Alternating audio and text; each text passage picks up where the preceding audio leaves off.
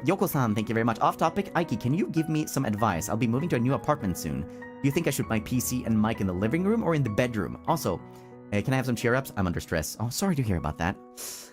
Here's how I did it. In my apartment, I initially had a...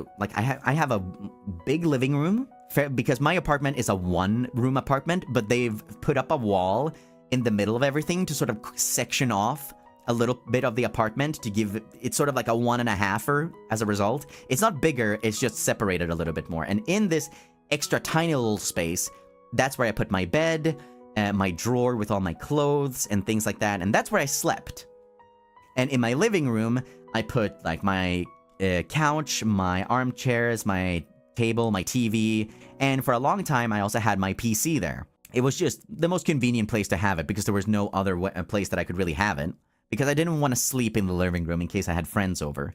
So that is definitely a way that you can do things. In fact, I recorded Hope in the Dark like that, with my computer still in the living room.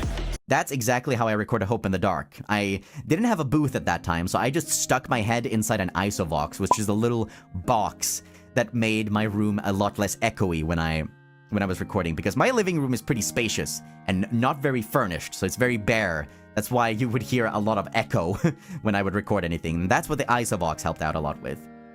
Then, when I had recorded Hope in the Dark, I moved my bed from that little room to where my PC used to be, so that my bedroom right now is in my living room, and I moved my PC to where my bed used to be. And that's how I streamed in the very beginning until I got my booth. So you will hear in like some of my earliest streams that I tried to keep my voice down a little bit because I didn't want to anger my neighbors. You guys know the story about that. But then when I got my booth, I moved my computer to outside of the booth. I put the booth where I used to have my bed, and that's how I'm streaming right now. I still keep the drawers in the same place with all my clothes and everything, but my bed is now in the living room. That's why in the whenever I play VR, this is really funny because I actually drilled a hole through the wall so that I can pull my VR headset and internet cable from through there, because my router is in my living room. So I pull my internet cable through that hole to my computer and also the VR headset out into the living room. So that's how I play VR. That's why whenever you've seen me do full body in VR, you can see me jump on my bed sometimes. Because my bed is quite literally right there. Does it look strange with a booth in there? Not really. I have a Studio Bricks booth, and they're pretty stylish. So it looks really nice. It looks very, very professional, very expensive. It's the most expensive thing I've ever bought. I actually had to take out a loan in order to buy it, because I bought it prior to getting my first paycheck. I took out a loan to get it. It was mainly just so I wouldn't have to deal with my neighbor, or like to stream at like really, really bad hours. Is the booth costly? Yes! It's the most expensive thing I have ever bought! It was so expensive! But it was worth... Yes, at this point, it's paid for itself. I've been able to pay it off at this point. So it was a worthwhile investment. It has allowed me to stream at pretty much any time that I want, and also record vocals at any time I want. So it's more than paid for itself.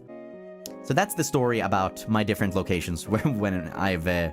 been streaming. I started out with my thing in the living room. It was a little bit too open for me, but hey, I lived alone, so it wasn't too bad. Then I moved to a smaller space to make the audio a little bit better, and then I got my booth. So, in my personal opinion, I would put it in the bedroom. I would have my computer in my bedroom, because for any number of reasons. It's just easy to go and check the computer if you want to check emails or whatnot, because if it isn't, then you might be tempted to go do something else, because computer equals work, and then that's just kind of bleh. So that's one thing.